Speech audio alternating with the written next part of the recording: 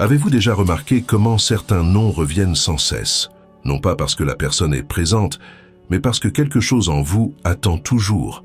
Vous attendez une explication qui ait du sens. Vous attendez un geste qui n'est jamais venu. Au fond, vous attendez que le passé se réorganise et prouve que vous ne vous êtes pas trompé. Mais le passé ne change pas. Et pendant que vous attendez, quelque chose se passe en silence. Vous vous perdez. Certaines personnes pensent que le plus difficile est d'oublier.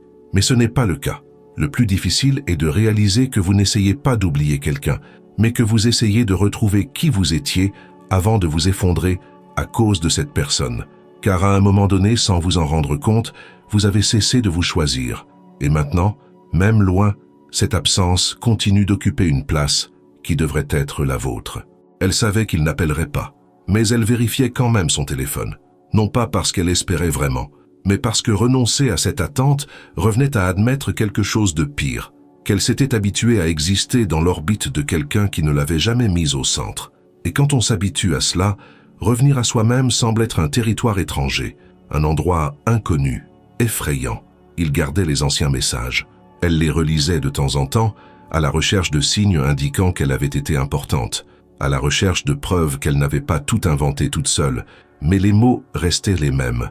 Et le sentiment aussi, celui d'avoir tout donné pour quelqu'un qui n'avait jamais rien demandé, jamais rien promis, jamais rien gardé. Et pourtant, quelque chose en elle insistait pour retourner à cet endroit vide, comme s'il était possible d'y trouver ce qui n'y avait jamais été. Ce n'est pas de l'amour, c'est de l'attachement. Et l'attachement ne concerne pas l'autre, il vous concerne vous. La partie de vous qui a appris bien avant cette relation qu'il fallait faire des efforts pour mériter l'attention. Qu'il fallait être utile, disponible, compréhensif, toujours disponible, toujours compréhensif, pour ne pas être rejeté. Et quand quelqu'un confirme cette peur, quand quelqu'un vous rejette vraiment, ce n'est pas seulement la relation qui fait mal, c'est la croyance la plus profonde que vous avez sur vous-même qui se confirme. Je ne suis pas assez bien. Carl Jung a passé sa vie à étudier pourquoi nous répétons certains schémas. Pourquoi nous choisissons ceux qui nous font du mal. Pourquoi nous insistons là où nous ne sommes pas vus. Et il a découvert quelque chose de troublant. Vous ne retenez pas la personne qui est partie. Vous retenez une image, une projection, un besoin émotionnel si ancien que vous ne vous souvenez même plus quand il a commencé. Et tant que vous ne le verrez pas, vous continuerez à revenir, pas vers l'autre, vers la blessure, parce que l'inconscient ne comprend pas le temps. Il ne sait pas que vous avez grandi. Il croit toujours que vous devez résoudre quelque chose qui est resté en suspens dans le passé, quand vous étiez enfant, et que vous avez appris que l'amour était conditionnel, que l'attention était quelque chose à conquérir, que vous n'aviez d'importance que lorsque vous faisiez tout correctement. Et maintenant, adulte, vous recommencez. Vous choisissez ceux qui ne vous choisissent pas. Vous insistez là où vous n'êtes pas apprécié. Et vous croyez que c'est de l'amour alors qu'en réalité, c'est une tentative désespérée de réécrire une histoire qui n'a jamais été la vôtre. Mais si je vous disais que lâcher prise ne signifie pas oublier, qu'il ne s'agit pas d'arrêter de ressentir, ou de faire semblant que cela ne fait pas mal, ou de se convaincre que cela n'a jamais eu d'importance. Et si lâcher prise signifiait en réalité arrêter de se perdre, regarder à l'intérieur de soi et reconnaître « je me suis abandonné, je me suis effacé, je me suis annulé, et maintenant, pour la première fois, je vais choisir de revenir ». Cette vidéo ne vous donnera pas de formule. Elle ne vous promettra pas que vous serez guéri en 7 jours, parce que lâcher prise n'est pas un événement, c'est un processus, c'est une descente, c'est une exploration douloureuse et nécessaire des couches les plus profondes de votre psyché, où vivent les croyances que vous n'avez jamais remises en question, les peurs que vous n'avez jamais nommées, les besoins que vous n'avez jamais satisfaits. Et Jung va nous guider dans cette descente, non pas avec des réponses faciles, mais avec la vérité la plus difficile. Vous n'avez pas perdu quelqu'un, vous vous êtes perdu, et maintenant, vous pouvez vous retrouver. Car il y a quelque chose de plus puissant que d'être choisi par quelqu'un. C'est de ne plus avoir besoin de ce choix pour exister. C'est d'habiter sa propre valeur sans demander la permission. C'est de se regarder dans le miroir et de reconnaître « je suis suffisant, je l'ai toujours été ». Et ceux qui ne l'ont pas vu ont seulement révélé leur propre aveuglement, pas mon manque. Êtes-vous prêt pour ce voyage? Car ce qui va suivre va bouleverser tout ce que vous croyez savoir sur l'amour, sur l'attachement, sur vous-même. Cela fera mal, mais cela vous libérera. Et à la fin, vous ne serez plus la même personne qui a lancé la lecture de cette vidéo. Vous serez quelqu'un qui est enfin rentré chez lui, pas chez quelqu'un d'autre, chez vous. Et tout commence par une question que vous avez évité de vous poser. Qu'est-ce qui vous retient vraiment? La réponse la plus courante, quand quelqu'un n'arrive pas à lâcher prise, est « j'aime toujours cette personne ». Et cela peut même être vrai. Mais ce n'est pas toute la vérité. Parce que l'amour, dans son sens le plus profond, n'emprisonne pas. Il ne vous fait pas revenir obsessionnellement à votre téléphone portable. Il ne vous réveille pas à 3 heures du matin avec une boule dans la poitrine. Il ne vous transforme pas en quelqu'un qui revisite d'anciennes conversations à la recherche de signes que vous comptiez pour lui. Le véritable amour élargit, il libère, il vous permet d'exister pleinement, même lorsque l'autre n'est plus à vos côtés. Alors, si vous êtes prisonnier, si chaque tentative d'aller de l'avant semble impossible, ce n'est pas de l'amour que vous retenez, c'est autre chose, quelque chose de plus ancien, de plus viscéral, de plus inconscient. Carl Jung a appelé cela la projection, et c'est l'un des concepts les plus importants pour comprendre pourquoi vous continuez à revenir vers quelqu'un qui est déjà parti. La projection n'est pas un mensonge, ce n'est pas une illusion consciente, c'est un mécanisme psychologique profond où vous attribuez à l'autre des qualités, des caractéristiques, des besoins qui vous appartiennent en réalité ou qui appartiennent à votre histoire émotionnelle non résolue. Vous regardez cette personne et vous ne voyez pas qui elle est vraiment. Vous voyez un symbole, une réponse, une possibilité de guérison pour quelque chose qui a été blessé bien avant que vous ne la rencontriez. Pensez-y ainsi, vous rencontrez quelqu'un. Au cours des premiers jours, des premières semaines, il y a une connexion, quelque chose qui semble spécial. Vous sentez que vous avez enfin trouvé quelqu'un qui vous comprend, quelqu'un qui vous voit vraiment. Et cela vous touche profondément parce qu'au fond, vous avez passé des années à vous sentir invisible, des années à essayer d'être remarqué, apprécié, choisi. Et maintenant, pour la première fois, il semble que quelqu'un vous voit. Mais voici le problème.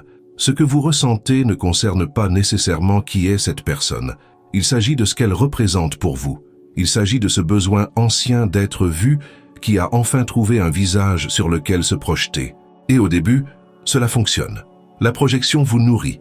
Vous vous sentez vivant, entier, important. Mais les projections sont insoutenables parce que la personne réelle, avec ses limites, ses propres blessures, ses propres peurs, finira par apparaître. Et quand elle apparaîtra, quand elle ne correspondra pas à l'image que vous avez créée, vous vous sentirez trahi. Vous vous sentirez abandonné. Vous aurez l'impression d'avoir perdu quelque chose de précieux. Mais la vérité est que vous n'avez jamais eu ce que vous imaginiez avoir. Vous aviez une projection. Et maintenant, vous souffrez non pas de la perte de la personne réelle, mais de la rupture du fantasme. Jung disait que tant que vous ne rendez pas conscient votre inconscient, il dirigera votre vie et vous l'appellerez destin. Et c'est exactement ce qui se passe lorsque vous ne reconnaissez pas la projection. Vous recommencez. Vous choisissez toujours le même type de personne. Vous vivez toujours le même type de déception. Et vous croyez que le problème vient des autres, que vous n'avez pas de chance en amour, que les gens sont ingrats. Mais le problème n'est pas à l'extérieur, il est à l'intérieur. Et il continuera à se répéter jusqu'à ce que vous le regardiez en face. Qu'avez-vous projeté sur cette personne? Peut-être la capacité de vous faire sentir important. Peut-être la promesse que vous seriez enfin assez bien pour quelqu'un. Peut-être le fantasme que si cette personne vous aimait, vous pourriez cesser de douter de vous-même. Peut-être l'espoir silencieux que grâce à elle, vous répareriez tout ce qui avait été brisé dans votre enfance, lorsque vous avez appris que l'amour était quelque chose qui se gagnait à force d'efforts, de sacrifices et d'annulation de soi. Certaines personnes projettent sur l'autre l'image du père qui ne les a jamais approuvées. Elles passent alors leur vie à essayer de prouver leur valeur à des partenaires émotionnellement distants, critiques, impossibles à satisfaire. Parce qu'elles croient inconsciemment que si elles parviennent à faire en sorte que cette personne les apprécie, elles pourront enfin guérir cette vieille blessure. Elles prouveront qu'elles sont dignes. Elles répareront le passé. Mais ce ne sera pas le cas, parce que vous n'avez pas affaire à votre père. Vous avez affaire à un partenaire qui a ses propres problèmes et qui n'a pas demandé à porter le poids de votre histoire. Certaines personnes projettent l'image d'une mère qui ne leur a jamais donné d'affection. Elles choisissent donc des partenaires froids, indifférents, émotionnellement indisponibles, et elles sont frustrées lorsqu'elles ne reçoivent pas l'affection qu'elles attendaient. Mais ce qu'ils recherchent, ce n'est pas une affection adulte, réciproque, mature, c'est l'affection qu'ils n'ont pas reçue quand ils avaient 5 ans, et aucune relation ne peut combler ce vide, car ce vide n'appartient pas au présent, il appartient au passé. Et vous seul pouvez y retourner et prendre soin de l'enfant qui a attendu. Certaines personnes projettent leur propre rejet. Elles se sentent inadéquates depuis toujours. Elles choisissent donc ceux qui confirment cette inadéquation. Car au fond, aussi douloureux que cela puisse être, il y a une étrange sécurité à être rejeté. Au moins, c'est familier. Au moins, vous savez naviguer dans ce territoire. Être vraiment aimé, être apprécié sans effort serait effrayant, car cela remettrait en question tout ce que vous croyez à propos de vous-même. Et l'inconscient préfère la douleur connue à l'inconnu, même si l'inconnu est bon. Alors quand vous dites « je n'arrive pas à oublier cette personne », que dites-vous réellement? Que vous n'arrivez pas à dissoudre la projection, que vous n'arrivez pas à séparer l'image idéalisée de la personne réelle, que vous croyez encore que si vous revenez, si vous insistez, si vous donnez une autre chance, peut-être que cette fois-ci le fantasme se réalisera. Mais ce ne sera pas le cas, parce que la personne que vous aimez n'existe pas. Vous en avez créé une version dans votre esprit, et cette version a été construite avec les briques de vos besoins non satisfaits, de vos peurs non nommées, de vos blessures non guéries. Et tant que vous vous accrocherez à cette image, vous resterez prisonnier. Parce que vous ne vous accrochez pas à quelqu'un de chair et d'os, vous vous accrochez à un symbole, et les symboles ont un pouvoir sur nous tant qu'ils restent inconscients. Jung a consacré sa vie à enseigner que le chemin de la libération consiste à mettre en lumière ce qui est dans l'ombre, nommer, reconnaître, accepter, et alors, seulement alors, choisir différemment. Regardez la personne que vous n'arrivez pas à lâcher. Maintenant, retirez toutes les qualités que vous lui avez attribuées. Retirez l'image de celle que vous vouliez qu'elle soit. Enlevez les conversations que vous avez imaginées et qui n'ont jamais eu lieu. Enlevez les promesses que vous avez lues entre les lignes, mais qui n'ont jamais été prononcées. Enlevez tout ce qui est projection. Que reste-t-il? Qui est vraiment cette personne? Vous voyez-elle? Vous appréciez-elle? Vous traitez-elle avec le respect que vous méritez? Ou avez-vous passé tout votre temps à essayer de la transformer en la personne que vous aviez besoin qu'elle soit? La réponse à ces questions n'est pas là pour juger l'autre. Elle est là pour vous libérer. Car lorsque vous reconnaissez la projection, quelque chose change. La charge émotionnelle diminue. L'obsession perd de sa force. Vous commencez à y voir plus clair. Et cette clarté, aussi douloureuse soit-elle au début, est la première étape vers la guérison.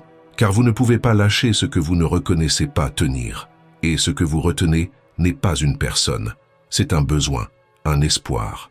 Une partie de votre histoire qui demande encore à être vue, accueillie, intégrée. Et voici la partie la plus importante. Reconnaître la projection n'est pas un échec. Ce n'est pas la preuve que vous êtes immature, en manque d'affection ou désespéré. C'est simplement humain. Nous projetons tous. Cela fait partie de notre relation au monde. Le problème n'est pas de projeter. Le problème est de ne pas en être conscient. C'est de passer des années, des décennies, toute une vie à poursuivre des images, des fantasmes, des symboles, sans jamais s'arrêter pour se demander « Que recherchais-je vraiment ?» Et pourquoi est-ce que je cherche à l'extérieur ce que je ne peux trouver qu'à l'intérieur? Alors peut-être que la question n'est pas « Comment faire pour oublier cette personne ?» Peut-être que la question est « Quelle partie de moi cette personne représentait-elle? Quel besoin émotionnel lui attribuais-je? Et comment puis-je désormais prendre soin de ce besoin tout seul, sans attendre que quelqu'un d'autre le comble à ma place? Car lorsque vous cessez d'attendre que l'autre vous complète, quelque chose de fondamental change. Vous cessez de mendier de l'amour, vous cessez d'accepter des miettes, vous cessez de vous contenter de quelqu'un qui ne vous apprécie que lorsque cela lui convient. Et vous commencez pour la première fois à vous demander ce que vous méritez vraiment, pas ce que vos parents vous ont appris à accepter, pas ce que vos blessures vous ont conditionné à tolérer, mais ce que vous, en tant qu'être humain à part entière, conscient et digne, méritez vraiment. Et cette question ouvre une porte qui était fermée à clé pendant que vous étiez occupé à poursuivre des projections. Une porte qui ne mène pas vers l'extérieur, vers une autre relation, vers une autre chance, vers une autre personne qui fonctionnera peut-être cette fois-ci, mais vers l'intérieur, vers le seul endroit où la véritable guérison peut avoir lieu, vers vous-même. Mais pour franchir cette porte, vous devez affronter quelque chose d'encore plus difficile que de reconnaître la projection. Vous devez revenir en arrière, revenir au moment où tout a commencé, à l'endroit où la blessure s'est formée, parce que l'attachement d'aujourd'hui a des racines anciennes, et ces racines ont un nom.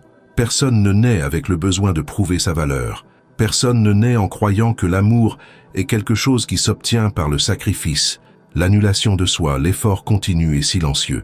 C'est quelque chose qui s'apprend. Et généralement, cela s'apprend très tôt, si tôt que vous ne vous souvenez même pas du moment exact où vous avez intériorisé cette croyance. Mais elle est là, gravée profondément. Elle agit en coulisses à chaque choix amoureux que vous faites. Et tant que vous n'aurez pas identifié cette croyance, que vous ne l'aurez pas nommée, que vous n'aurez pas compris d'où elle vient, elle continuera à choisir à votre place. L'enfant qui n'a pas été vu développe une soif d'attention. L'enfant qui n'a pas été validé apprend à rechercher la validation partout. L'enfant qui a réalisé que l'amour de ses parents était conditionnel, qu'il dépendait de bonnes notes, d'un bon comportement, de ne pas déranger, de ne pas pleurer, de ne pas trop demander, intériorise une équation dévastatrice. Je ne suis aimable que lorsque je réponds aux attentes, quand je suis utile, quand je ne donne pas de travail.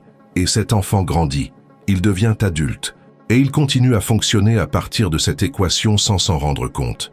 Freud disait que l'enfant est le père de l'homme, que l'adulte que vous êtes aujourd'hui a été façonné par l'enfant que vous étiez. Et Jung a ajouté que les blessures non intégrées de l'enfance se transforment en schémas inconscients à l'âge adulte. Ainsi, lorsque vous choisissez à plusieurs reprises des partenaires qui ne vous apprécient pas à votre juste valeur, vous n'êtes pas masochiste, vous n'êtes pas stupide, vous êtes fidèle. Fidèle à l'enfant qui a appris que ce type d'amour, conditionnel, instable, difficile, est le seul amour disponible. C'est le seul amour que vous reconnaissez comme familier. Il y a quelque chose de profondément troublant dans tout cela, parce que cela signifie que vous ne choisissez pas ceux qui vous font du mal par hasard.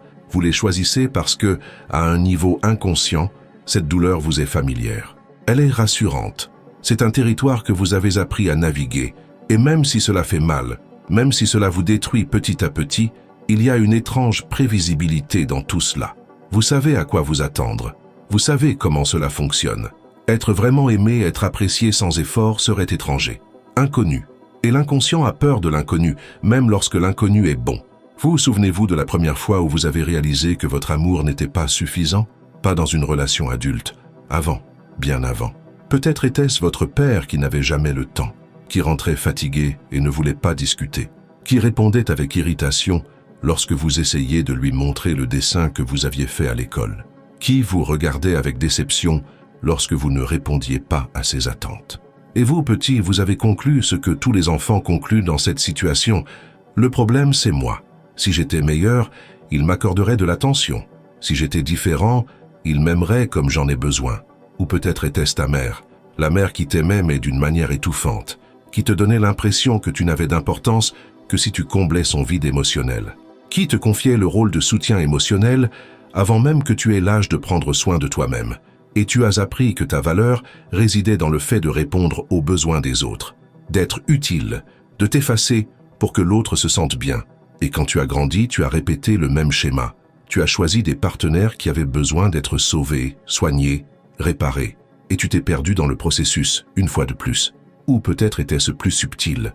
Aucun traumatisme explicite, juste de petites absences constantes, des parents qui étaient présents physiquement, mais absents émotionnellement, qui ne t'ont jamais demandé comment tu te sentais vraiment, qui n'ont jamais validé tes émotions, qui vous ont appris, sans mots, que les sentiments étaient inconvenants, qu'ils devaient être cachés, que vous deviez être fort, indépendant, ne dépendre de personne.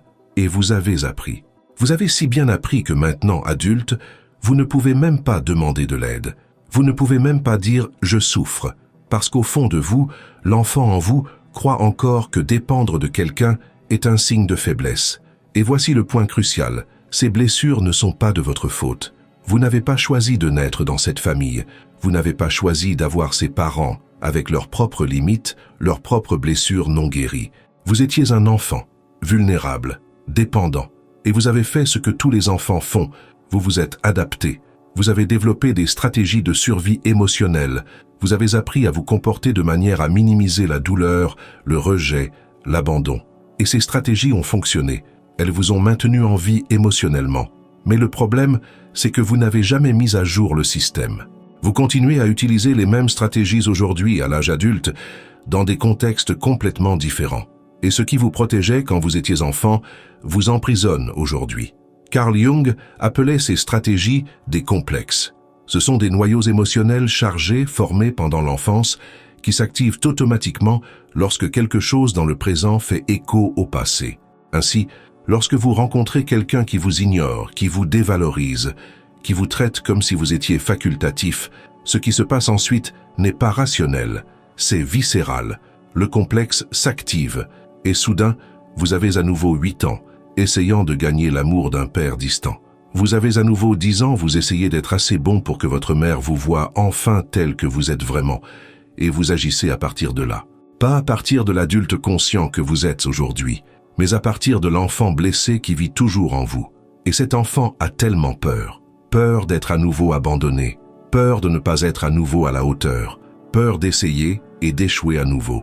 Alors vous vous accrochez, vous vous agrippez, vous acceptez l'inacceptable. Parce que dans la logique enfantine, un mauvais amour vaut mieux que l'absence totale d'amour. Les miettes valent mieux que la faim. Et vous, l'adulte, vous continuez à accepter les miettes parce que l'enfant en vous ne sait pas encore qu'il mérite un repas complet. L'attachement que vous ressentez aujourd'hui n'est pas né aujourd'hui. Il est né il y a des décennies. Et le visage que vous voyez lorsque vous pensez à cette personne que vous n'arrivez pas à oublier n'est peut-être pas son visage. C'est peut-être le visage de celui qui vous a blessé en premier, de celui qui vous a appris que l'amour était conditionnel, de celui qui vous a fait croire que vous deviez être différent pour être aimé. Et tant que vous ne le reconnaîtrez pas, vous continuerez à chercher dans le présent la résolution de quelque chose qui appartient au passé. Il y a une phrase de Jung qui devrait être gravée sur le mur de tous les cabinets de consultation. Tant que vous n'aurez pas rendu conscient votre inconscient, il dirigera votre vie et vous appellerez cela le destin. Combien de fois avez-vous dit « Je fais toujours les mauvais choix » ? Combien de fois vous êtes-vous demandé pourquoi vous répétiez toujours le même type de relation ? Combien de fois avez-vous eu l'impression d'être pris dans un cycle dont vous ne pouvez pas sortir ? Ce n'est pas le destin, ce n'est pas la malchance, c'est l'inconscient qui agit. C'est une vieille blessure qui cherche à être résolue, et elle ne trouvera pas de résolution chez l'autre. Elle ne la trouvera qu'en vous. Alors que faire ? Comment briser un schéma si ancré, si automatique, si invisible ? La première étape est la plus difficile. Cessez de blâmer l'autre. Cessez de mettre toute la responsabilité sur la personne qui vous a blessé. Parce que oui, elle vous a blessé. Oui, elle aurait pu agir différemment. Oui, vous méritiez mieux. Mais tant que vous vous concentrez sur l'autre, vous ne vous regardez pas vous-même. Vous ne voyez pas la blessure. Vous ne reconnaissez pas le schéma. Et sans reconnaissance, il n'y a pas de transformation possible. La deuxième étape est encore plus douloureuse. Ressentir. Ressentir vraiment.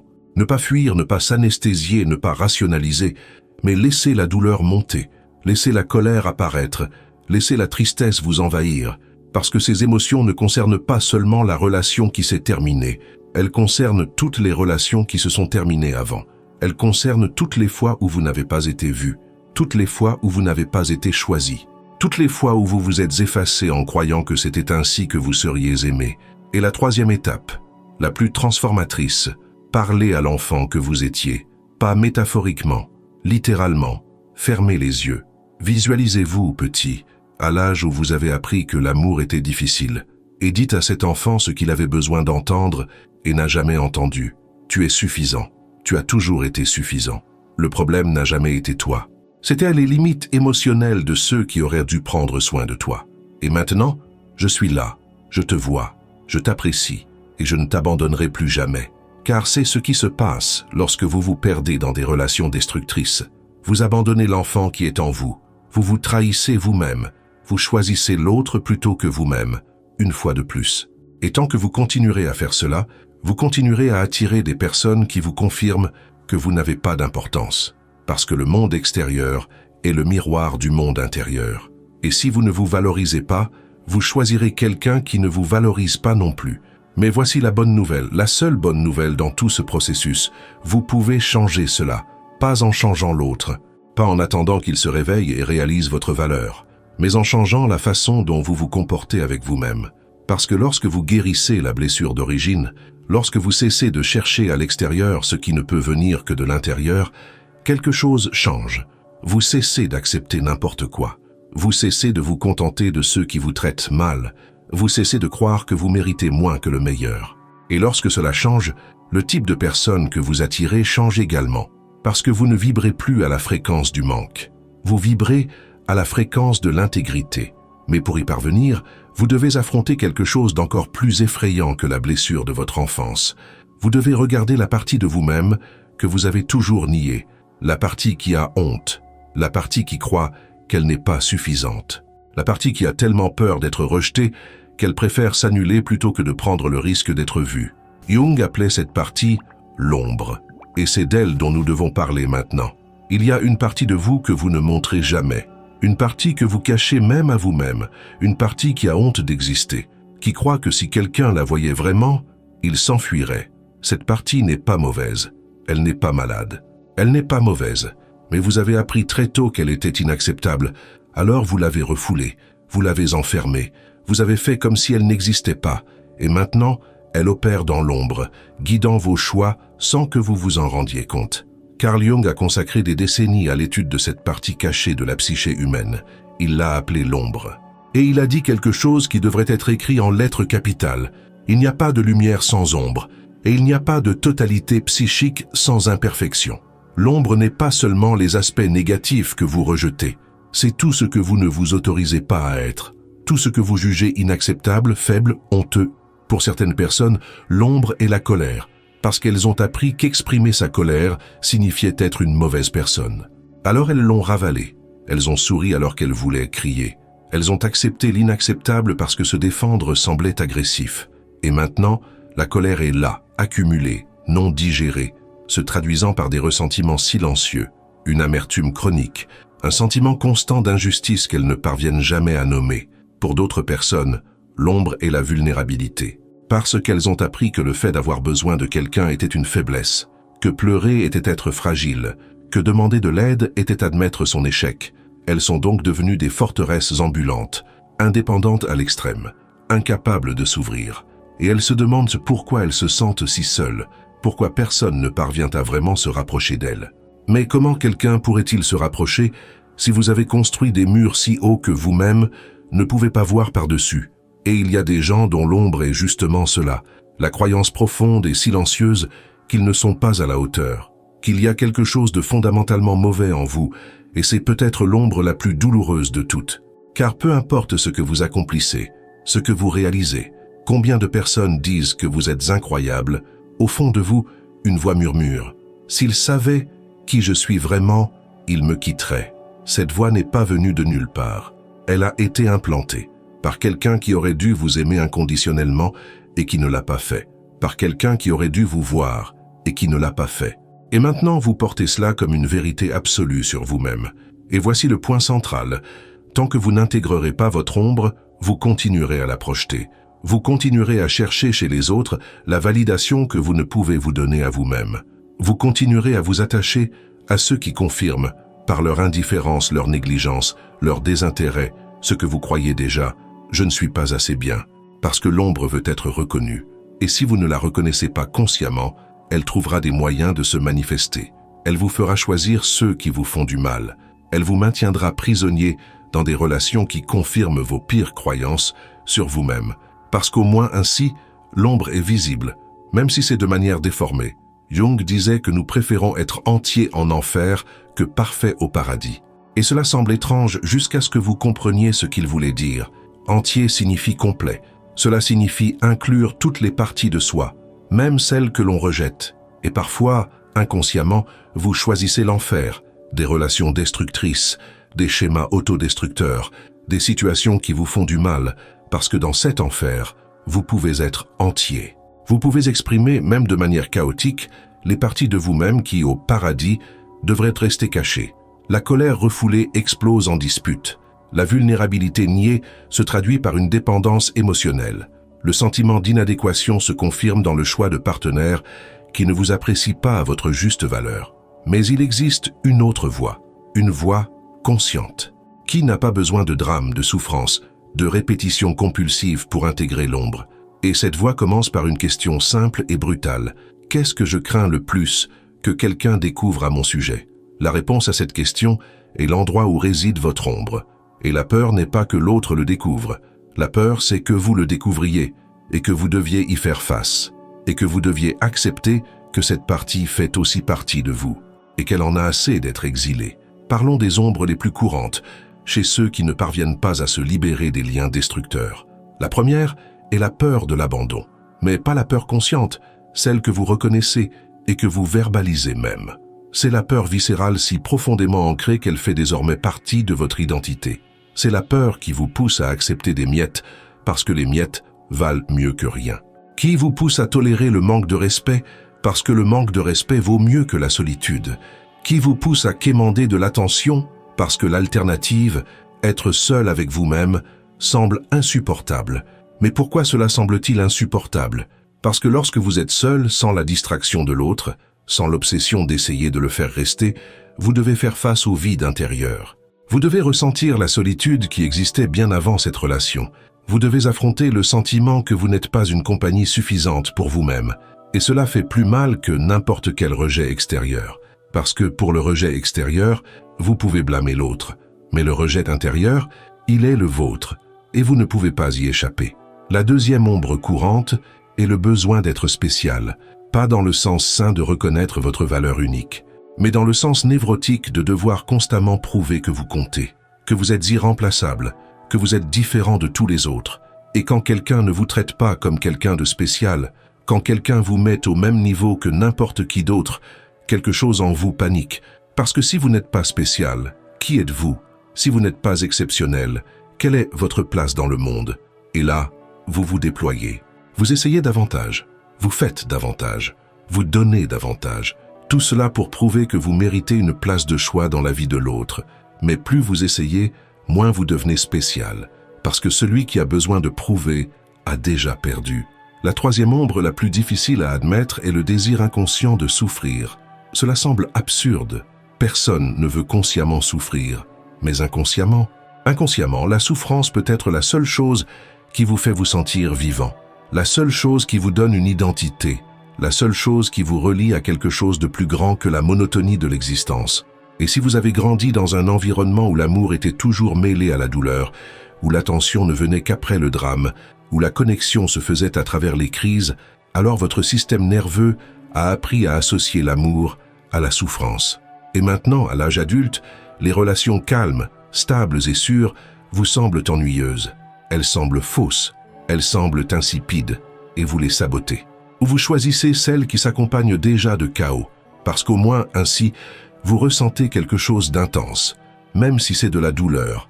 Jung disait que l'ombre est comme de l'or non raffiné. Elle est précieuse, mais vous ne le reconnaissez pas parce qu'elle est sale, mal finie, laide. Et tant que vous n'affinez pas cet or, tant que vous n'intégrez pas ces parties rejetées de vous-même, elles continueront à vous contrôler en coulisses. Elles continueront à vous faire de mauvais choix. Elles continueront à vous maintenir prisonnier dans des relations qui confirment vos pires croyances. Parce que l'ombre ne veut pas être éliminée. Elle veut être vue, reconnue, intégrée. Et elle créera toutes les situations nécessaires pour vous forcer à la regarder. Alors, comment intégrer l'ombre? Pas par le déni. Pas par une auto-assistance superficielle qui vous dit de penser positif et d'ignorer ce qui fait mal. Mais par une confrontation honnête. En reconnaissant, oui, j'ai peur d'être abandonné. Oui, je me sens inadéquat. Oui, je crois que je ne suis pas à la hauteur. Oui, une partie de moi est habituée à la souffrance et ne sait pas comment vivre sans elle. Et en reconnaissant cela, quelque chose change, car ce que vous mettez en lumière perd son pouvoir sur vous. Ce que vous nommez cesse d'être un monstre invisible et devient simplement une partie de l'expérience humaine. Mais reconnaître ne suffit pas. Vous devez dialoguer. Vous devez demander à ces parties « Pourquoi existez-vous? De quoi essayez-vous de me protéger? Quelle fonction remplissez-vous dans ma vie ?» Et souvent, la réponse est surprenante. La peur de l'abandon n'essaie pas de vous détruire. Elle essaie de vous protéger afin que vous ne ressentiez plus jamais la douleur que vous avez ressentie lorsque vous avez été abandonné pour la première fois. Le besoin d'être spécial n'est pas du pur narcissisme. C'est une tentative désespérée de compenser le sentiment d'avoir été ignoré, rendu invisible, traité comme insignifiant. Le désir inconscient de souffrir n'est pas du masochisme. C'est de la loyauté envers l'enfant qui a appris que la souffrance était le seul moyen d'attirer l'attention. Et quand vous comprenez cela, quand vous voyez que ces parties ne sont pas des ennemis, mais des alliés mal adaptés, quelque chose de profond se transforme. Vous pouvez les remercier. Vous pouvez leur dire « Merci d'avoir essayé de me protéger, mais je ne suis plus cet enfant vulnérable. Je suis adulte maintenant. » Et je peux prendre soin de moi de manière plus saine. Et progressivement, ces parties commencent à se détendre. Elles commencent à croire que vous ne les abandonnerez plus. que vous ne les exilerez pas dans l'ombre, qu'elles ont leur place dans votre intégralité sans avoir besoin de semer le chaos pour être remarquées. Intégrer l'ombre ne signifie pas que vous allez devenir parfait. Cela signifie que vous allez devenir entier, et être entier inclut tout, la lumière et l'obscurité, la force et la fragilité, la confiance et la peur. Et lorsque vous habitez cette totalité, lorsque vous cessez de rejeter des parties de vous-même, quelque chose de magique se produit. Vous cessez de chercher chez les autres ce qui ne peut venir que de vous. Vous cessez d'avoir besoin que quelqu'un vous valide, car vous vous validez déjà. Vous cessez d'accepter n'importe quoi, car vous savez ce que vous méritez. Et vous cessez de vous attacher à ceux qui vous font du mal, car vous comprenez enfin que vous attacher était en fait une façon de vous abandonner. Mais il se passe quelque chose d'encore plus profond lorsque vous n'arrivez pas à lâcher prise.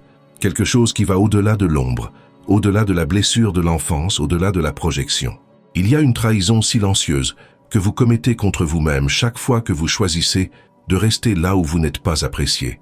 Et tant que vous n'avez pas nommé cette trahison, tant que vous n'avez pas reconnu à quel point vous vous êtes abandonné en essayant de garder l'autre près de vous, il n'y a pas de libération possible, parce que le véritable abandon n'était pas le leur, c'était le vôtre. Savez-vous ce qui est plus douloureux que d'être rejeté par quelqu'un que vous aimez? C'est de réaliser que vous vous êtes rejeté vous-même en premier, que chaque fois que cette personne vous a maltraité et que vous l'avez accepté, vous vous disiez « je ne mérite pas mieux ». Chaque fois que vous avez ravalé un mot que vous deviez dire, chaque fois que vous avez fait semblant que cela ne vous faisait pas mal, chaque fois que vous vous êtes effacé pour que l'autre se sente à l'aise, vous commettiez une trahison, pas envers l'autre, envers vous-même. Et personne n'en parle. Tout le monde parle de comment surmonter le fait que quelqu'un vous ait blessé.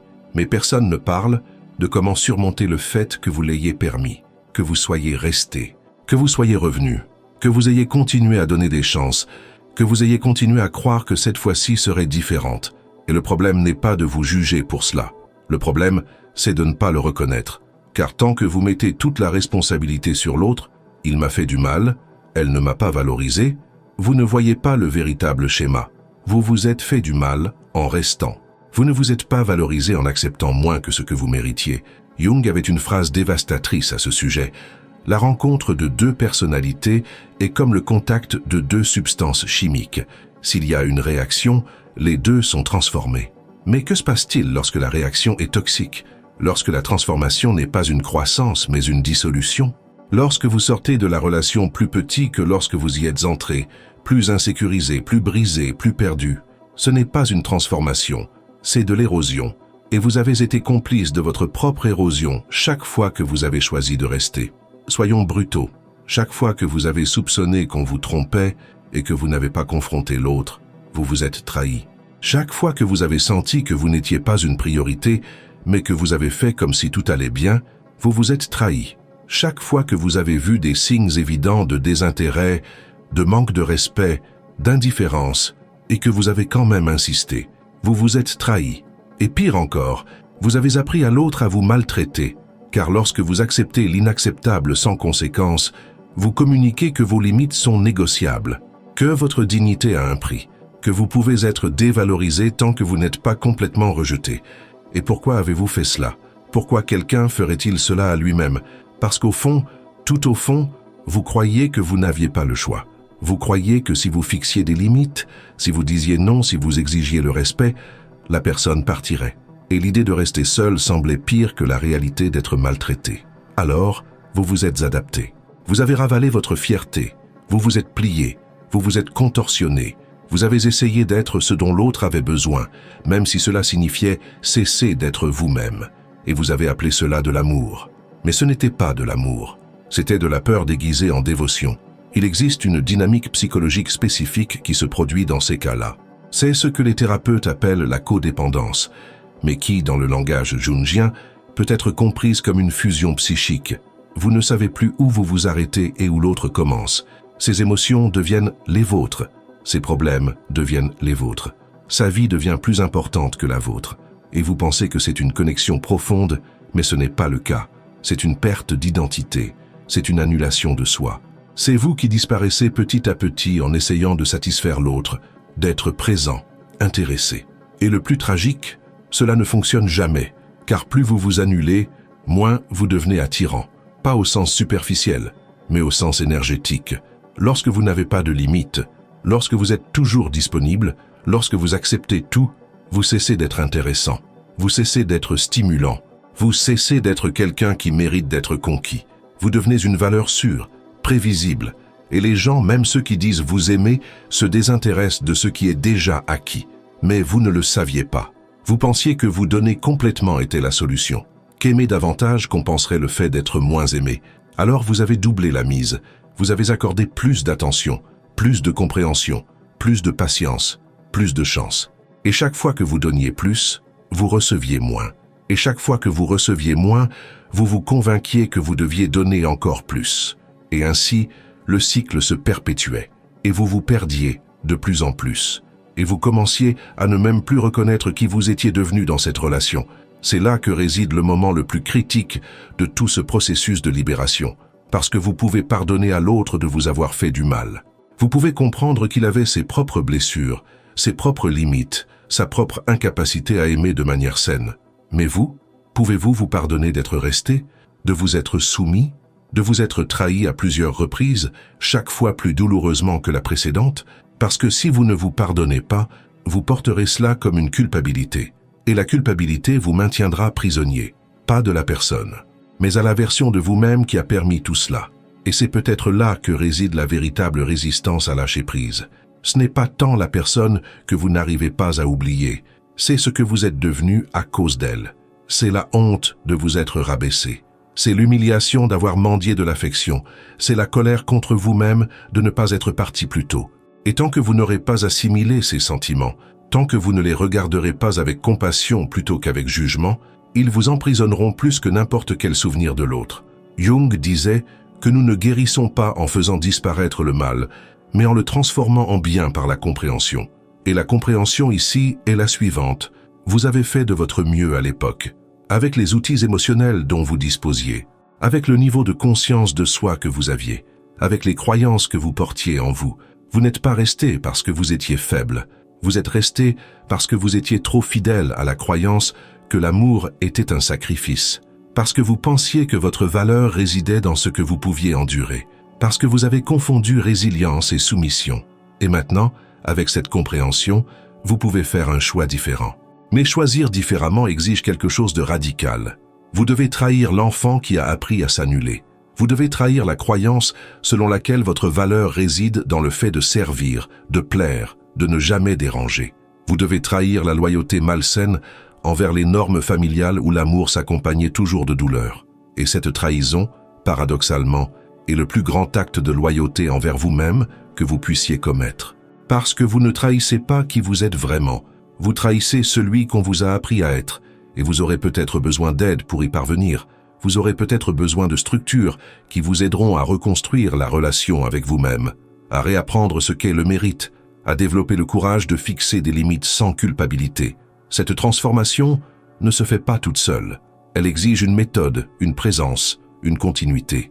Et si vous sentez que vous avez besoin d'un chemin structuré pour enfin rompre avec ce schéma d'abandon de soi, pour apprendre à vous choisir sans crainte, sans culpabilité, sans retour en arrière, il existe un espace créé exactement pour cela. Un processus qui vous guide, étape par étape, hors de la répétition et vers votre propre intégrité. Parce que lâcher prise, ce n'est pas oublier l'autre, c'est se souvenir de soi. Et vous n'avez pas besoin de le faire seul. Ce qui importe maintenant, c'est de reconnaître que vous avez le choix. Un choix dont vous n'avez peut-être jamais pris conscience. Le choix d'arrêter de vous abandonner, d'arrêter de vous trahir chaque fois que l'autre vous dévalorise, d'arrêter d'accepter des miettes et de commencer à exiger, calmement et fermement, le festin complet, parce que vous le méritez. Vous l'avez toujours mérité. Et le fait que quelqu'un ne l'ait pas vu ne diminue en rien votre valeur. Cela ne fait que révéler l'aveuglement des autres. Et lorsque vous intériorisez vraiment cela, lorsque vous cessez de rechercher la validation extérieure et commencez à vous valider intérieurement, quelque chose de fondamental change. Vous cessez d'être otage des choix de l'autre. Vous n'avez plus besoin qu'il revienne, qu'il reconnaisse, qu'il s'excuse, parce que vous vous êtes déjà donné tout cela. Vous êtes revenu à vous-même, vous vous êtes reconnu, vous vous êtes excusé, et vous avez découvert que vous avez toujours été complet. Vous ne le saviez simplement pas.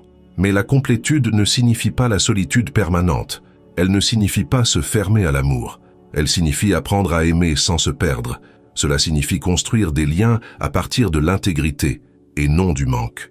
Cela signifie permettre à l'autre de vous choisir, mais seulement si ce choix est réciproque, conscient, respectueux.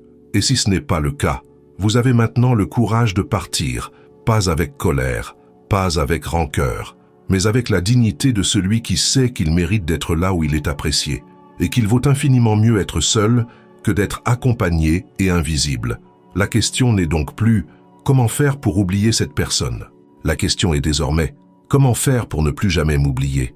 Comment m'assurer que dans mes futures relations, lors de futures crises, dans de futurs moments de vulnérabilité, je ne me trahirai plus? Comment construire en moi une loyauté si profonde envers qui je suis qu'aucune promesse extérieure ne pourra me faire renoncer à moi-même? La réponse n'est pas simple, mais elle commence par un engagement.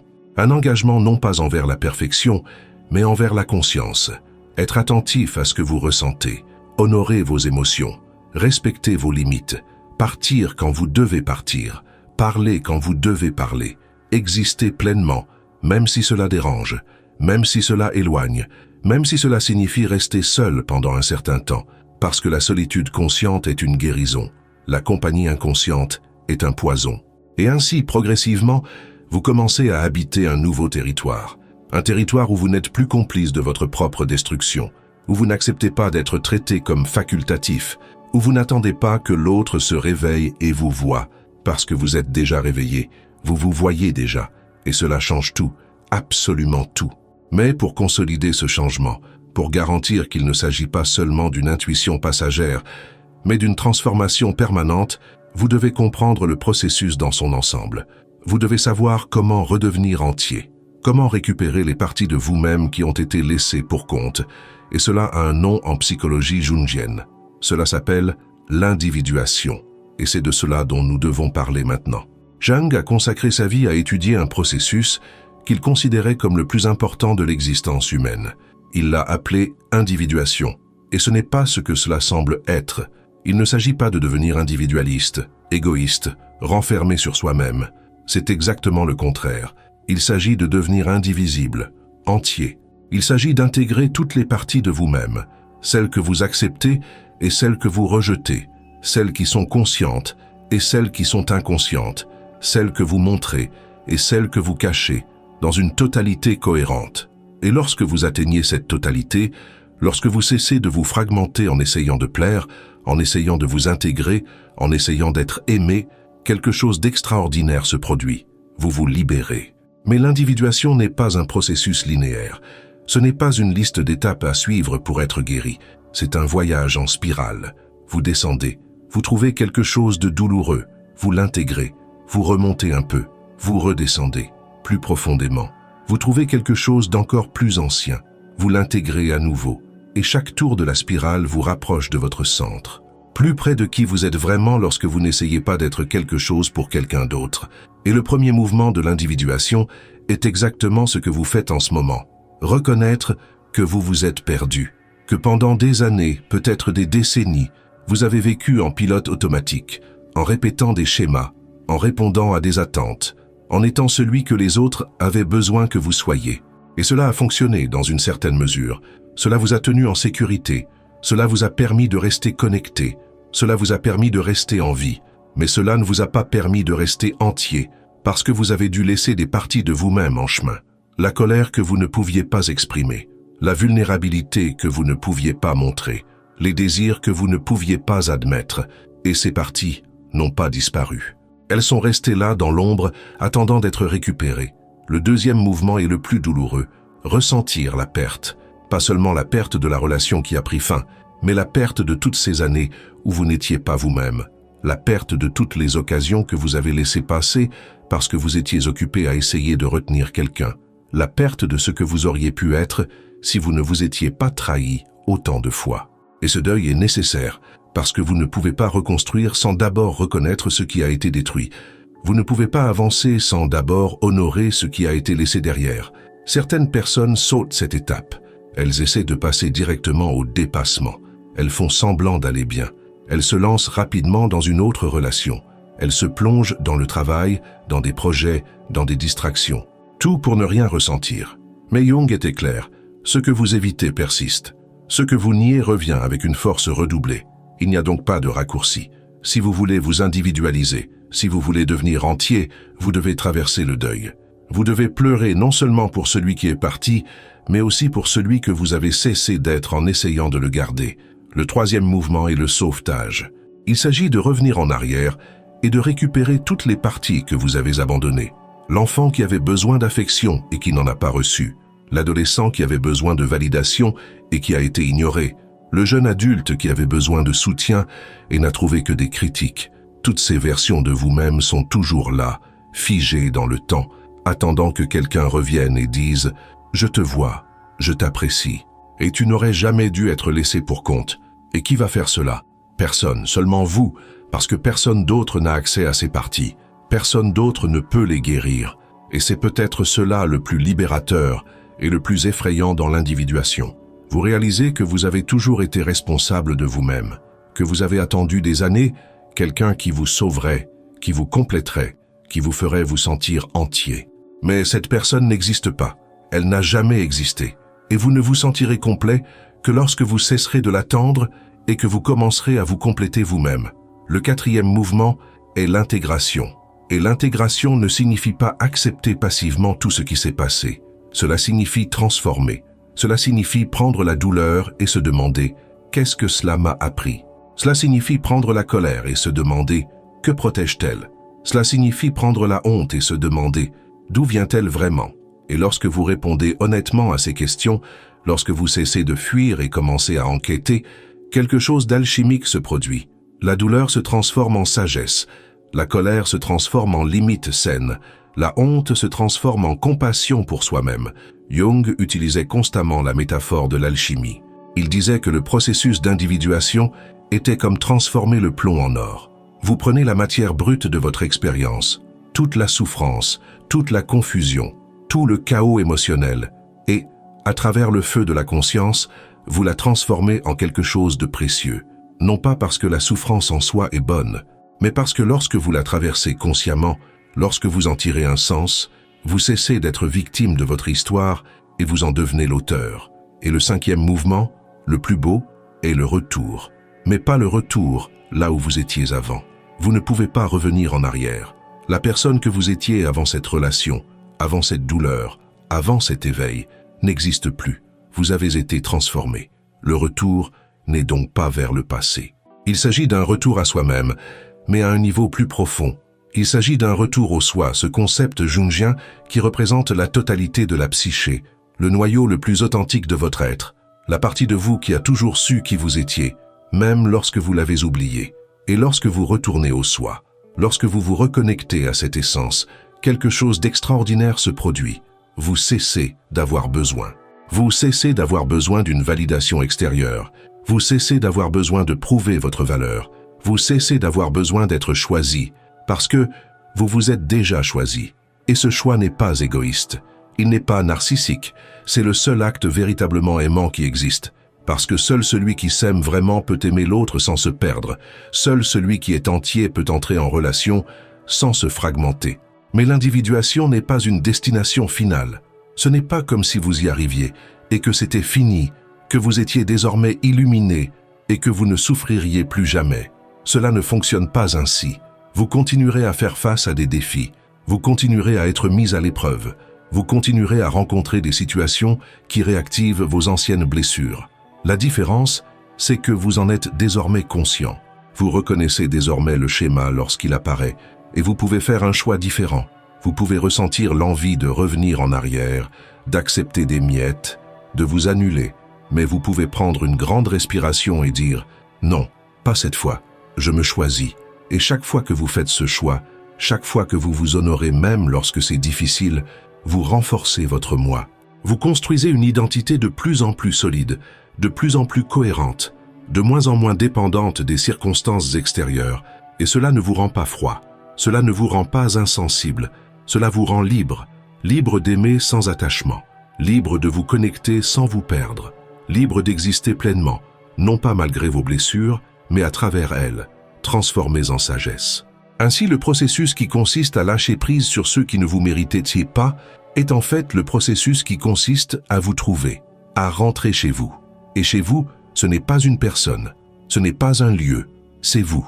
C'est ce sentiment d'appartenance intérieure, de paix avec soi-même, de ne pas avoir besoin d'être autre chose que ce que vous êtes. Et lorsque vous trouvez cette maison en vous, vous réalisez quelque chose d'étonnant. Vous ne vous perdrez plus jamais. Vous pouvez vous éloigner temporairement. Vous pouvez vous distraire, mais vous saurez toujours comment revenir, parce que maintenant, vous connaissez l'adresse. Et elle n'est pas gravée dans votre mémoire, mais dans votre corps, dans votre âme, au plus profond de votre être. Et c'est peut-être ce que Jung voulait dire quand il disait qu'une vie non vécue est une maladie dont on peut mourir. Parce que passer toute son existence à essayer d'être aimé par les autres, à essayer de s'intégrer, à essayer de plaire, ce n'est pas vivre, c'est survivre. Et vous n'êtes pas venu au monde pour survivre. Vous êtes venu pour exister pleinement, pour vous épanouir, pour devenir qui vous avez toujours été, sous toutes les couches de conditionnement, de peur, d'adaptation forcée. Mais l'individuation, comme cela a déjà été dit, n'est pas un processus solitaire. Vous n'avez pas besoin de le faire complètement seul, isolé, sans soutien.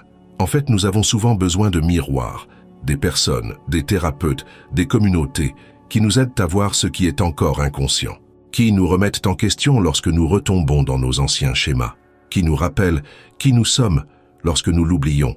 Et ce n'est pas une faiblesse, c'est de la sagesse. C'est reconnaître que la transformation profonde se produit dans la relation et non dans l'isolement. Alors, si vous êtes arrivé jusqu'ici, si ces mots vous ont touché, sachez que vous avez déjà commencé. Le voyage vers l'individuation est déjà en marche. Et ce qui vient maintenant n'est plus une question de compréhension des théories. Il s'agit de vivre la transformation. Il s'agit de laisser mourir l'ancien vous afin que le nouveau vous puisse naître. Pas un nouveau vous inventé, fabriqué, performatif, mais le vrai vous qui a toujours été là attendant d'être libéré. Et lorsque vous vous libérez enfin, lorsque vous vous permettez enfin d'exister sans masque, sans défense, sans peur, le monde qui vous entoure se transforme également, parce que vous ne vibrez plus à la fréquence du manque, vous vibrez à la fréquence de la plénitude, et cela change tout. Il y a un moment précis dans le parcours vers l'individualisation qui ne peut être planifié, il ne peut être forcé, il n'a pas de date fixe, mais quand il se produit, vous le savez. C'est le moment où vous regardez la personne que vous n'arriviez pas à oublier et où vous ne ressentez rien, pas de colère, pas de rancœur, pas de nostalgie, pas de désir de vengeance ni de fantasme de réconciliation, juste une neutralité sereine, comme si vous regardiez un étranger, quelqu'un qui était important autrefois mais qui appartient désormais à une version de vous-même qui n'existe plus. Et ce moment n'arrive pas parce que vous vous êtes efforcé de ne pas ressentir, il arrive parce que vous vous êtes enfin trouvé. Et lorsque vous êtes en paix avec vous-même, le passé perd son pouvoir. Mais cette transformation ne se produit pas seulement par rapport à l'autre, elle se produit principalement par rapport à vous-même. Car lorsque vous cessez de rechercher une validation extérieure, lorsque vous cessez de mesurer votre valeur à la façon dont les autres vous traitent, votre regard sur vous-même change complètement. Vous cessez de vous voir à travers les yeux des autres, des parents qui ne vous ont jamais approuvé, des partenaires qui ne vous ont jamais valorisé, de la société qui vous a toujours jugé, et vous commencez à vous voir avec vos propres yeux. Et ce que vous voyez n'est pas la perfection, ce n'est pas l'absence de défauts, mais c'est l'intégrité, c'est la cohérence, c'est quelqu'un qui essaie, qui apprend, qui grandit. Et cela, finalement, suffit. Jung disait que connaître sa propre obscurité est la meilleure méthode pour faire face à l'obscurité des autres. Et cela se manifeste de manière pratique. Lorsque vous intégrez vos propres ombres, lorsque vous reconnaissez vos propres peurs, vos propres insécurités, vos propres limites, vous cessez de juger aussi sévèrement. Non pas parce que vous devenez naïf, non pas parce que vous acceptez n'importe quoi, mais parce que vous comprenez que tout le monde mène des combats invisibles, que tout le monde porte des blessures, que tout le monde fait de son mieux avec les outils dont il dispose. Et cette compréhension ne vous rend pas faible, elle vous rend compatissant. Et la compassion est le contraire de l'attachement, parce que la compassion permet à l'autre d'être qui il est, sans avoir besoin qu'il change pour que vous vous sentiez bien. Alors, qu'est-ce qui change dans votre regard? Tout d'abord, vous cessez d'idéaliser, vous cessez de créer des versions fantaisistes des gens, vous cessez de leur attribuer des qualités qu'ils n'ont jamais eues. Vous voyez la personne qui se trouve devant vous telle qu'elle est, avec ses qualités et ses défauts, avec ses capacités et ses limites. Et vous décidez consciemment si vous voulez cette personne dans votre vie. non pas parce que vous en avez besoin, mais parce que vous le choisissez. Et un choix conscient est complètement différent d'une dépendance déguisée en amour. Deuxièmement, vous cessez de vous rabaisser. Vous cessez d'accepter un traitement médiocre en croyant que c'est le maximum que vous méritez. Vous cessez de remercier pour des miettes comme s'il s'agissait d'un festin. Parce que maintenant, vous savez ce que signifie être entier. Vous savez ce que signifie s'apprécier à sa juste valeur. Et tout ce qui est en deçà n'est pas une relation, c'est la répétition d'un schéma. Et vous n'êtes plus disposé à le répéter. Troisièmement, vous développez ce que Jung appelait la fonction transcendante. C'est la capacité à supporter des tensions opposées sans se fragmenter, à ressentir de l'amour et de la déception en même temps, à désirer la proximité tout en valorisant l'autonomie, à vouloir une connexion sans en avoir besoin pour survivre. Et lorsque vous parvenez à vivre ces paradoxes, sans vous effondrer, sans avoir besoin de tout résoudre immédiatement, sans forcer des réponses simplistes, vous atteignez un niveau de maturité émotionnelle que peu de gens atteignent. Et cette maturité ne vous rend pas rigide, elle vous rend fluide, capable de vous adapter sans vous perdre, capable d'établir des relations sans vous dissoudre. Mais le changement le plus profond est peut-être celui-ci. Vous cessez d'avoir peur de la solitude, non pas parce que vous ne désirez pas de compagnie, non pas parce que vous vous êtes fermé aux liens, mais parce que vous avez découvert qu'être seul ne signifie pas être vide. Vous avez découvert que votre propre présence suffit, que vous pouvez vous tenir compagnie, que vos pensées, vos réflexions, vos silences ne sont pas des menaces, mais des trésors. Et lorsque vous n'avez plus peur d'être seul, personne ne peut vous manipuler en vous menaçant de vous abandonner. Personne ne peut vous faire chanter émotionnellement, parce que vous savez que vous pouvez partir, et que tout ira bien, peut-être même mieux. Et cette paix, cette solidité intérieure change complètement le type de personne que vous attirez. Parce que lorsque vous êtes entier, lorsque vous n'êtes pas désespéré de trouver une connexion, lorsque vous n'essayez pas de combler vos vides à travers l'autre, vous émettez une fréquence différente. Et cette fréquence attire des personnes également entières. Des personnes qui n'ont pas besoin de vous pour se sentir complètes. Des personnes qui vous choisissent parce qu'elles le veulent, pas parce qu'elles en ont besoin. Et ce type de relation, fondée sur un choix conscient et non sur un besoin névrotique, est la seule relation qui dure vraiment. C'est la seule relation qui ne vous diminue pas, mais qui vous épanouit. Il existe un concept bouddhiste que Jung a étudié et intégré dans sa psychologie, le détachement. Mais le détachement n'est pas de l'indifférence. Ce n'est pas de la froideur émotionnelle. Ce n'est pas le fait de ne pas se soucier. C'est se soucier profondément, mais sans s'attacher. C'est aimer sans posséder. C'est souhaiter le bien de l'autre sans avoir besoin de contrôler comment ce bien se manifeste. Et lorsque vous atteignez cet état, pas tout le temps, car personne ne vit en équilibre permanent, mais dans des moments de clarté croissante, vous réalisez que vous n'avez jamais eu besoin d'oublier qui que ce soit. Vous aviez juste besoin d'arrêter de vous accrocher, d'arrêter de faire de la présence de l'autre une condition à votre paix. Et alors se produit quelque chose d'apparemment contradictoire, mais profondément vrai. Lorsque vous cessez d'avoir besoin, vous devenez capable d'aimer mieux. Parce que l'amour sans attachement est un amour libre. C'est un amour qui célèbre l'existence de l'autre sans exiger qu'il comble vos lacunes. C'est un amour qui n'exige rien, ne contrôle rien, n'étouffe rien. Et ironiquement, c'est le genre d'amour que les gens veulent garder. Non pas parce que vous êtes devenu parfait, mais parce que vous êtes devenu entier. Et les personnes entières ne drainent pas l'énergie. Elles ne créent pas de drames inutiles. Elles ne transforment pas les relations en champs de bataille émotionnelle. Elles existent simplement, et elles permettent à l'autre d'exister aussi. Mais cette transformation du regard ne s'arrête pas là. Elle s'étend à tous les domaines de la vie. Car lorsque vous changez la façon dont vous vous voyez, vous changez la façon dont vous habitez le monde. Vous cessez de rechercher constamment l'approbation. Vous cessez de vivre pour plaire. Vous cessez de sacrifier vos valeurs pour vous intégrer. Et vous commencez à faire des choix en accord avec qui vous êtes vraiment. Et ces choix, aussi effrayants soient-ils au début, sont ceux qui construisent une vie authentique. Une vie qui n'a pas besoin d'applaudissements extérieurs parce qu'elle a déjà l'approbation intérieure. Jung a passé des années à étudier ce qu'il appelait le soi, ce centre de la totalité psychique, cette instance la plus profonde de l'être. Et il a conclu que le but de la vie n'est pas d'être heureux tout le temps. Ce n'est pas de réussir aux yeux des autres. Ce n'est pas d'accumuler des réalisations. Le but de la vie est de devenir qui vous avez toujours été. C'est de réaliser votre nature la plus profonde. C'est de vous individualiser. Et lorsque vous êtes sur cette voie, Lorsque vous êtes en phase avec votre soi, les circonstances extérieures perdent leur pouvoir de vous déstabiliser.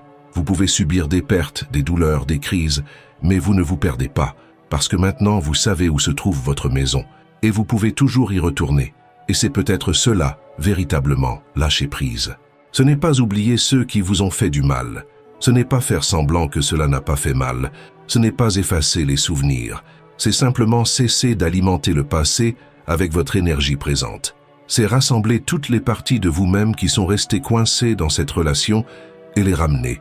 C'est dire, avec une gentillesse ferme, c'était comme ça, j'ai appris, j'ai grandi, et maintenant, je continue, sans rancune, sans ressentiment, sans besoin de vengeance ou de justice, parce que vous avez compris que la meilleure vengeance n'est pas de faire souffrir l'autre, c'est de vous épanouir, et vous vous épanouissez. Peut-être ne le voyez-vous pas encore, peut-être êtes-vous encore en plein processus, dans la partie confuse, dans la partie qui fait mal. Mais si vous êtes arrivé jusqu'ici, si ces mots ont un sens, si quelque chose en vous répond, cela signifie que la transformation a déjà commencé.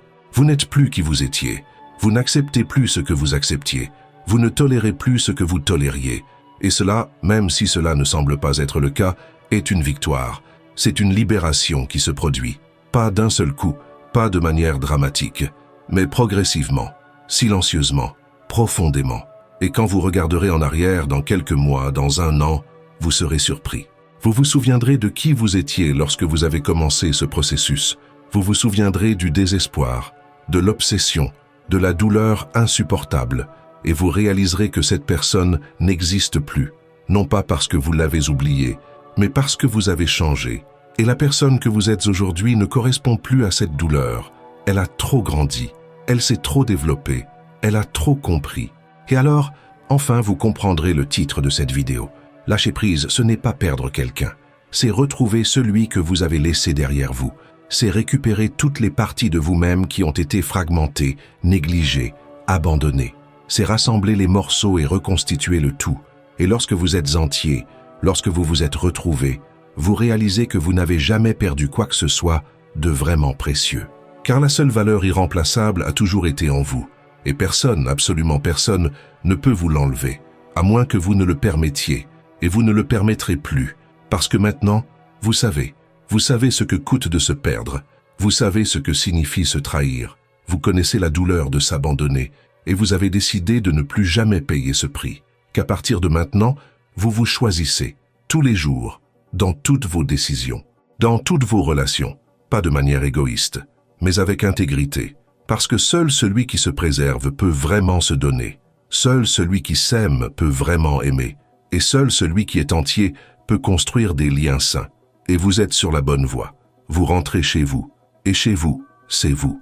Il existe un mensonge bien raconté qui poursuit ceux qui tentent de se libérer. Ce mensonge dit ceci. Quand tu lâcheras enfin prise, tu t'envoleras.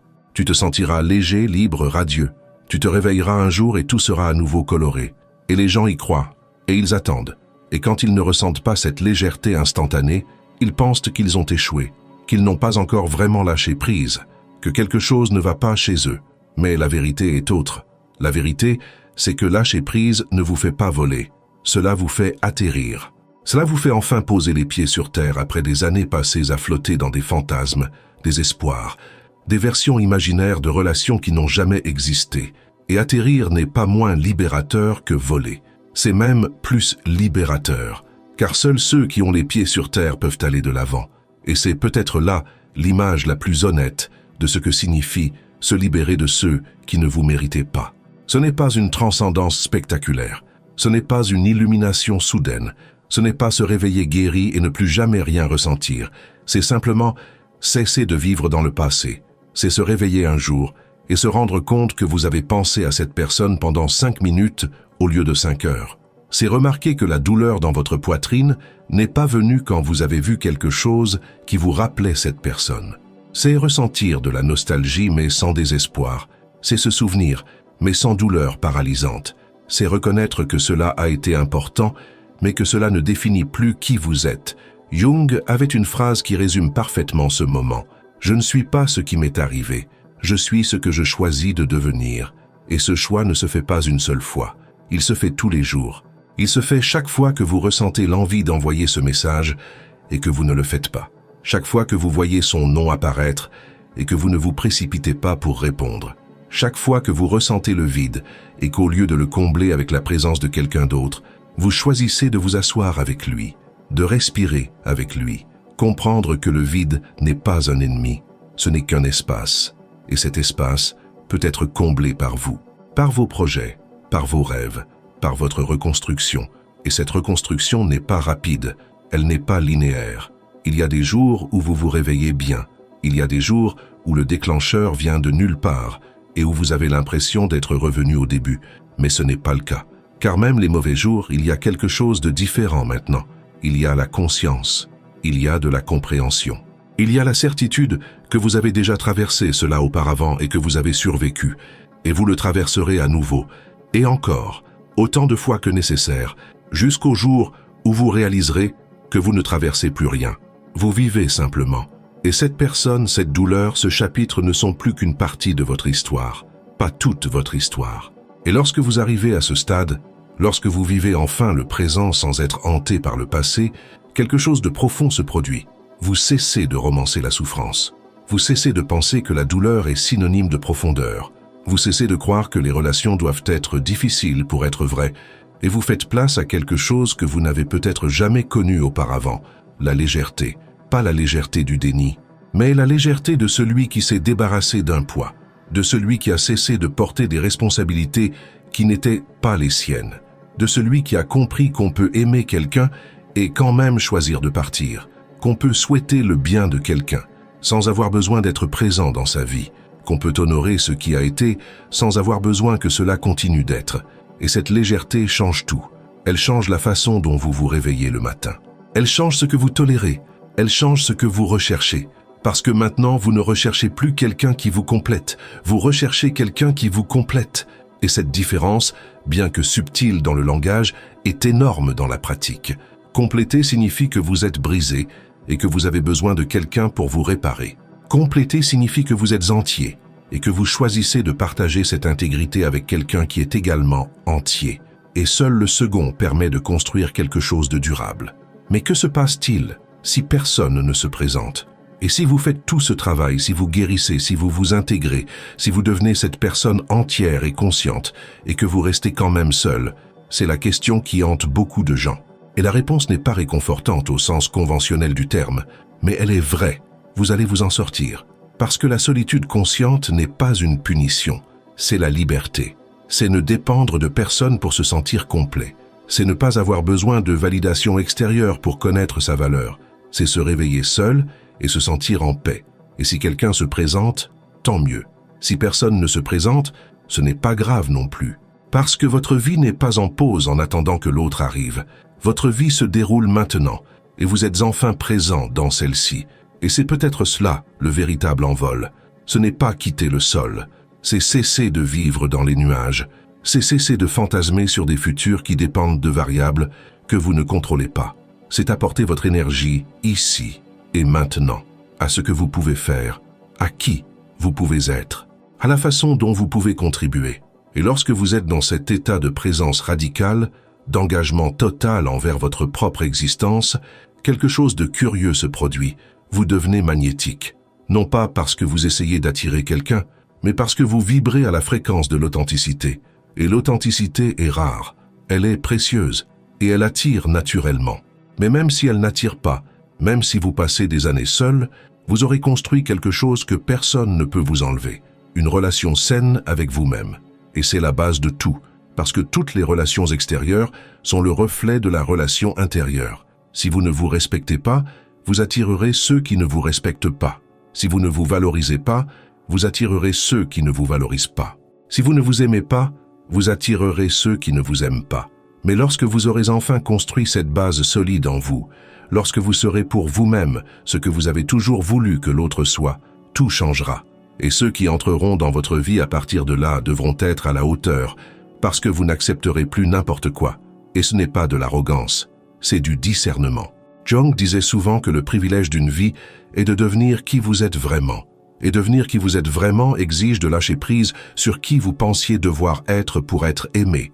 Cela exige de trahir les attentes familiales, sociales, culturelles. Cela exige de décevoir des gens. Cela exige de dire non. Cela exige de partir. Cela exige, par-dessus tout, du courage. Le courage d'être désapprouvé. Le courage d'être mal compris.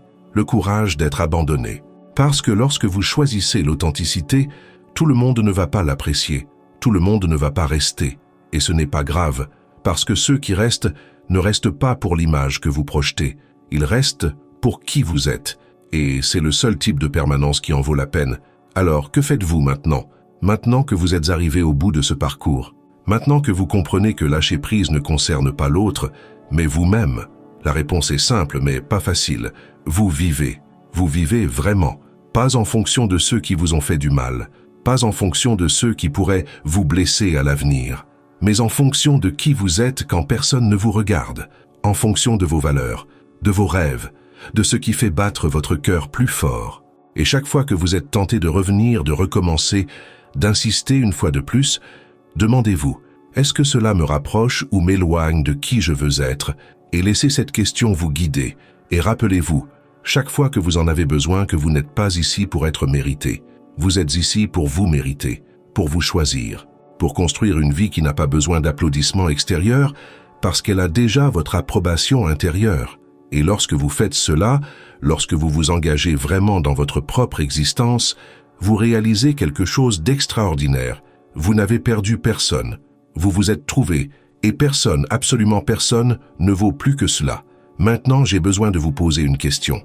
Si ces mots vous ont touché, si quelque chose ici a résonné profondément en vous, laissez un commentaire. Aujourd'hui, je me choisis. Que cette phrase soit votre engagement, votre déclaration, votre point de départ. Parce que déclarer, c'est pouvoir. Et vous avez plus de pouvoir que vous ne le pensez. Utilisez-le pour vous libérer. Utilisez-le pour vous reconstruire. Utilisez-le pour vivre enfin la vie que vous avez toujours méritée.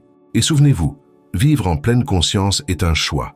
Éveillez votre esprit, affrontez vos désirs et éclairez votre ombre.